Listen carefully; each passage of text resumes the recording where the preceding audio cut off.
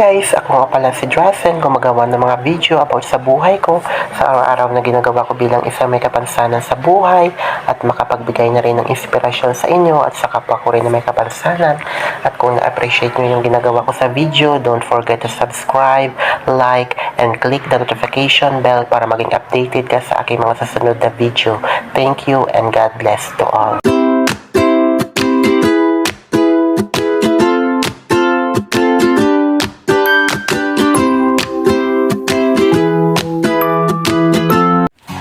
Hello mga kapatid, mega shoutout sa ating lahat at welcome sa ating premiere promotion ng ating minamahal na team, mga nila ko yung Team Corona. Ayan mga kapatid, so ito pala yung karugtong ng ating pag-washing ng ating wheelchair o paghugas ng ating wheelchair sa inyong mga kapatid. At tinatanggal ko yung aking damit, hinahubad ko dahil pagkatapos niyan is syempre maliligo na tayo, so tinanggal ko na talaga yung aking damit. Diyan pala sa labas para pagpasok natin mamaya sa banyo is hindi na tayo mahirapan. So ayan kapatid, ganyan ako maghubad ng aking damit. So kumbaga tsaga lang tayo ating sarili at syempre tulad na sinasabi ko, hindi sa lahat ng oras at panahon kaya may taong mapag-utusan tayo para syempre kung ano yung kailangan natin sa sarili natin, kailangan tsagaan na lang natin na kaya natin gawin sa ating sarili. Kaya sa araw-araw na kinikilos ko mga kapatid, kahit mahirap man sa aking sitwasyon, kumbaga sinasanay ko na yung aking sarili. So yung kapatid, sinubukan ko umakyat sa aking wheelchair dahil gusto ko kuskusan yung bandang likuran ng aking wheelchair kasi hindi ko talaga maabot. Kaya kailangan talaga na umakyat talaga ko ang aking wheelchair. So medyo dulas pa ako dyan mga kapatid dahil madulas talaga yung sabon na naiwan sa sahig, kaya yung aking paa hindi makaapak ng maayos, kaya medyo nadulas ako. Pero for the long run mga kapatid, sa bandang huli nakaakyat din tayo sa wheelchair. Syempre sanay na tayo dyan mga kapatid. Kaya gusto kong abutin yung kumbaga yung tabo na may kuskus. Kaya lang medyo sinubukan ko kapag hindi ko talaga kinaya kasi natakot ako baka malaglag ako sa aking pinupuan ng aking wheelchair. Siyempre time pa na nagwagwag pa tayo, so baka diba, hindi natin makontrol yung ating sarili, baka malaglag ako. So sinusubukan ko talaga na abutin yung tabo na may kuskus. Kaya akala ko kasi kaya ko, pero nung bandang huli hindi ko talaga kinaya na abutin yung aking tabo na may kuskus. So natakot talaga ako baka malaglag talaga ako or baka ano pa yung nangyari, baka yung ulo ko ma-shoot sa batya o diba na may tubig, diba, or ano pa yung nangyari sa atin. Kaya sinubukan ko talaga ginawa yung mga paraan na para maabot yung tabo na may kuskus. So bandang huli talaga kapatid is syempre sumuko talaga ako kasi hindi ko talaga kayang abutin yung tabo na may kuskus. Ayun mga kapatid, sinusubukan ko talaga, pinipilit ko sa aking sarili na akala ko kaya kong abutin yung tabo na may tubig at saka may kuskus. So ini-break ko na yung aking wheelchair para hindi tumakbo na kapag ginagawan ko ng paraan kapag nakaapak na yung paa ko sa sahig at bilang aking pang-guide sa aking katawan para hindi ako laglag. Pero natakot pa rin ako kasi baka malulas yung aking paa na syempre sabon, diba, matulas talaga kapag sabon yung panglabay yung ginagamit natin. So mga kapatid, unti-unti kong inaabot yung tabo na may pero hindi ko talaga kinaya mga kapatid. So sinusubukan ko pa rin na kaya. Pero ayan kapatid, ayan unti-unti kong inaabot yung tabo na may kuskus. Unang-una naabot ko na yan pero nabitawan ko ba, kaya hindi ko talaga kinaya. Kasi medyo nahula na mukhang napag-isip-isip ko baka malaglag yung aking yung isang kamay, baka hindi ako makapag-kapit agad sa wheelchair at matumba ako. Kaya tuloy pa rin ako sa dyan. Ayan mga kapatid, sa pag-abot ng tabo. Pero nung huli hindi ko talaga kinaya mga kapatid, kaya sumuko na ako, kaya bumaba na lang ako ulit. Ayan, ganyan ako bumaba sa aking wheelchair. Kumbaga, medyo sliding, di ba? Ganyan ako bumaba ng aking wheelchair. Kumbaga, slowly talaga yung aking pagkilos kasi baka maano naman tayo, baka ano naman mangyari sa iba sa ating pag-vlog, baka alanganin sa ating pag-video, baka malaglag tayo dyan, di ba?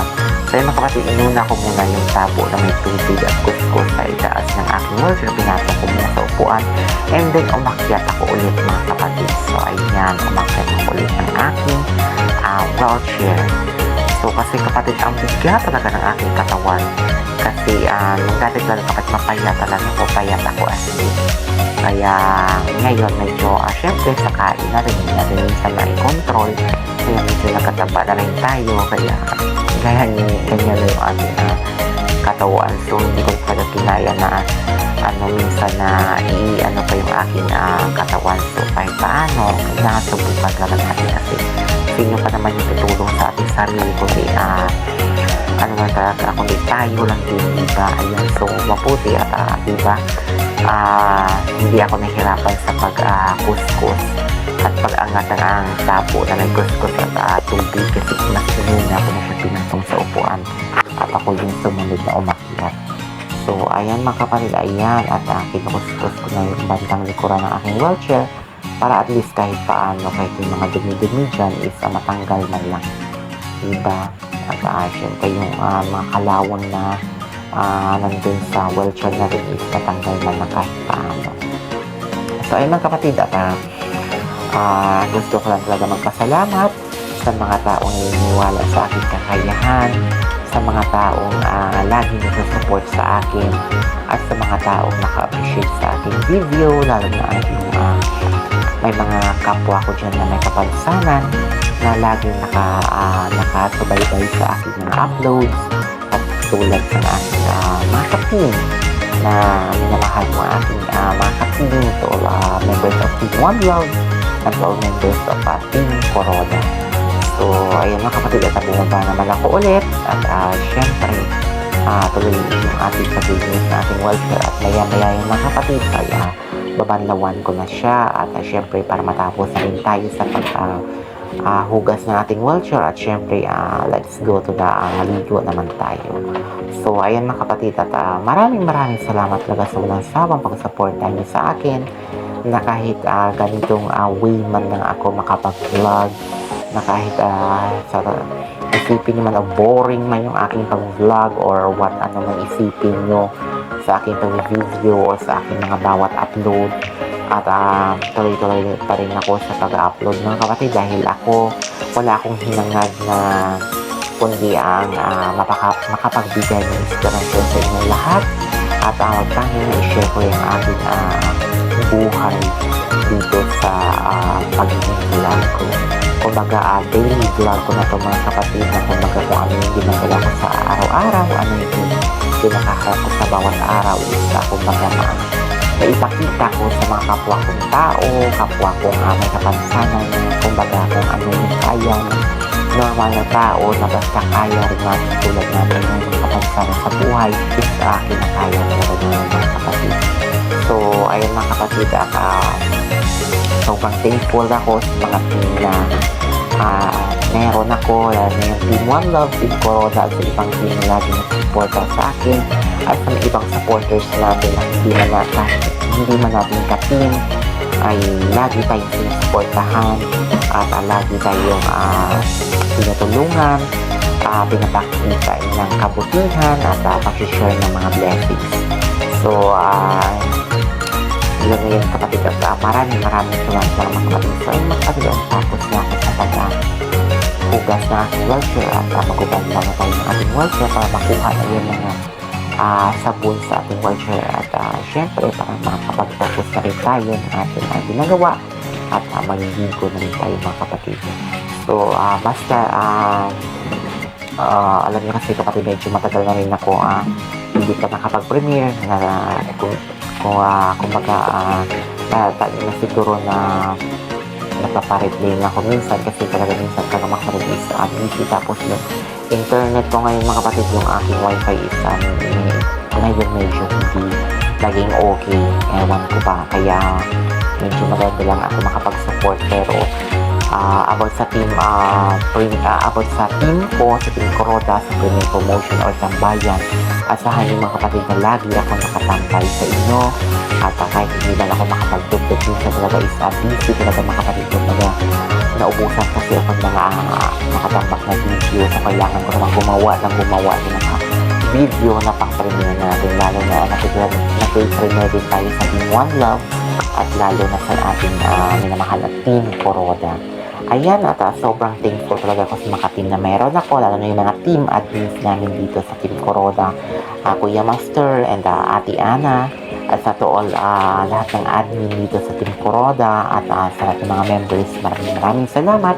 At sa lahat ng mga admin ng Team One Love, at sa lahat ng mga members ng Team One Love, thank you so much mga kapatid. So I hope na nagustuhan nyo yung aking pag-vlog for today mga kapatid. And I hope na huwag kayo magsawa na supportahan sana ako sa aking journey dito sa YT. At sana hanggang sa dulo maasahan ko yung supportan nyo. At maasahan nyo rin yung aking makakaya sa kapag ang aking makakaya ng kapatid na dito ako para supportahan ko kayo. Kaya supportahan lang tayo mga kapatid at tulungan tayo. Be happy always sa YT. At yan mga kapatid, at I hope na walang magbago sa ating pag-support mga kapatid. So ayun mga kapatid, I hope na nag-enjoy kayo. At hanggang dito na yung ating pag-ikwento sa ating vlog. At to the glory. God bless always sa ating lahat. At nagmamahal tayo lagi sa bawat araw. Especially yung mga OFW natin na sa ibang bansa, ibang kapatid natin na sa ibang bansa, ng mga kapatid. Especially sa inyong mga trabaho. Wala na yung mga kamingos na rin na OFW at sa ibang bansa. At nandito rin sa mga members na rin na nandito rin sa kaparehasyon dito rin sa mga sa Pinas. So, mag-ingat tayo lagi mga kapatid. Happy na talaga always sa YT. At tiwala rin tayo lapit sa Panginoon dahil tinataas natin ang lahat sa Panginoon na walang imposibilidad sa keyboard na magsilang sa ating lahat. Kumbaga kung ikakaangat natin kakaangat ng isa, dapat ikakaangat natin lahat. Kaya hanggang dito na mga kapatid, at maraming salamat sa inyong lahat. At hanggang dito na talaga is God bless always sa ating lahat. To God be the glory. Yahoo! Tutut! Maraming salamat mga kapatid ko. Bye-bye!